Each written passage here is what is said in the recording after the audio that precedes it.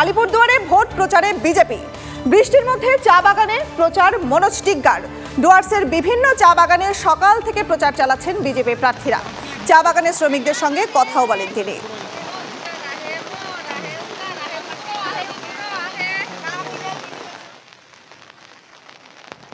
সব জায়গাতে এই ধরনের হচ্ছে ক্রেজ হাউস কেন্দ্র সরকারের পরিকল্পনা এবং আপনারা জানেন যে যুক্তরাষ্ট্র পরিকাঠামোতে কেন্দ্র সরাসরি কোনো কাজ করতে পারে না, রাজ্যের মাধ্যমে করাতে হয়। রাজ্য সরকারকে টাকা দিচ্ছে কিন্তু কাজগুলো সঠিকভাবে হচ্ছে না। যে কোনো কেন্দ্রের পরিকল্পনা করা চাই এটা সুষ্ঠুভাবে হোক, সুন্দরভাবে হোক, যাতে আগামী দিন বাচ্চারা এবং বাচ্চার মায়েরা এবং বাচ্চাদেরকে যারা ক্রেজ হাউসে দেখাশোনা করেন তারা যাতে সুরক্ষিত থাকেন। ভোটের বঙ্গে এখন জোট বড় বালাই। বিস্তর টানাপোড়েনের পর জোট থরি আসন সমঝোতা নিয়ে জটিলতা কিন্তু এখনো রয়েই গেছে।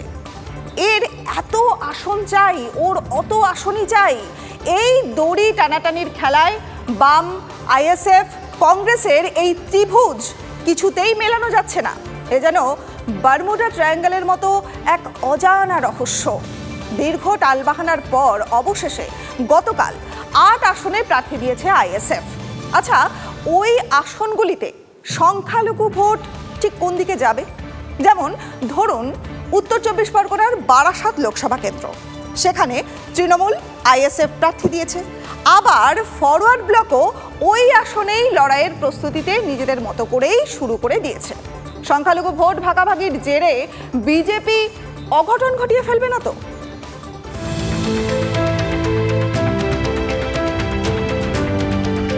এবার দিল্লি দখলের যুদ্ধ, আর সেই লড়াইয়ে বাংলার সব দলের নজরে সংখ্যালঘু ভোট। রাজনৈতিক বিশ্লেষকদের একাংশের মতে রাজ্যের সংখ্যালঘু ভোট নিয়ন্ত্রণ করে হুগলির ফুরফুরা শরীফ। সেই ফুরফুরার পীর পরিবার থেকে জন্ম আইএসএফের। তৃণমূল কংগ্রেস ক্ষমতায় আসার পর থেকে সংখ্যালঘু ভোটের বড় অংশ শাসক দলের পক্ষে রয়েছে। তবে একথা অস্বীকার করার উপায় নেই, আইএসএফের উত্থানের পর সমীকরণ কিছুটা বদলেছে। তৃণমূল বিজেপি দূর হটাও এই অঙ্কে বাম, কংগ্রেস, আইএসএফ মুখে অন্তত জোট বাঁধার কথা বলে আসছে। অর্থাৎ মত এক, কিন্তু পথ সেখানেই যে বিস্তর জট, যা দেখা গেছে প্রার্থী তালিকা ঘোষণা থেকেই। এক বিন্দুতে আর মিলছে কোথায়? বামেরা আগেই ১৬ জনের প্রার্থী তালিকা ঘোষণা করেছে, এবার আইএসএফ ৮ আসনের তালিকা ঘোষণা করে দিল। তারপরেই কয়েকটি কেন্দ্রের ভোট সমীকরণ বদলাতে পারে বলে অনুমান রাজনৈতিক পর্যবেক্ষকদের একাংশের।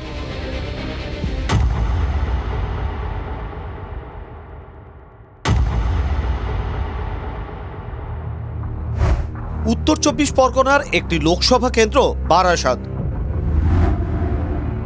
এই কেন্দ্রের অধীনে রয়েছে হাবড়া, অশোকনগর, রাজারহাট নিউ টাউন, বিধাননগর, মধ্যমগ্রাম, বারাসত এবং দেগঙ্গা বিধানসভা। ১৯৬৭ সাল থেকে ১৯৯৮ সাল পর্যন্ত টানা এই লোকসভা কেন্দ্র ছিল ফরওয়ার্ড ব্লকের দখলে। ১৯৯৮ সালে বারাসাতে প্রথম ফোটে জোড়া ফুল। তারপর থেকে এই কেন্দ্র তৃণমূল কংগ্রেসের দখলেই রয়েছে। এবারের লোকসভা ভোটে এই কেন্দ্রে প্রার্থী দিয়েছে আইএসএফ। জোটের দাবি কার্যত উড়িয়ে দিয়ে এখান থেকে লড়াইয়ের প্রস্তুতি নিয়ে ফেলেছে বামেদের অন্যতম শরিক দল ফরওয়ার্ড ব্লক। তাহলে কি দাঁড়ালো?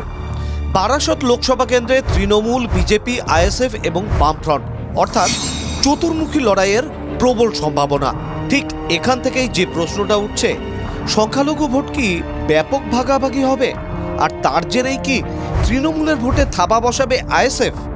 গতবার যেমন বামফ্রন্টগতভাবে ওরা লড়াই করেছিল, বিধানসভা নির্বাচনে বামফ্রন্টের সাথে আইএসএফের সংযোগ ছিল, তা সত্ত্বেও তো আমরা দেগঙ্গায় জিতেছি, দেগঙ্গায় হারিনি তো। তাহলে এই প্রশ্নটা আসছে কেন? এদিকে ফরওয়ার্ড ব্লক এই কেন্দ্র থেকে দাঁড়ানোর বিষয়ে কার্যত অনড়। নিজেদের মতো করে দেয়াল লিখনও শুরু করে দিয়েছে তারা।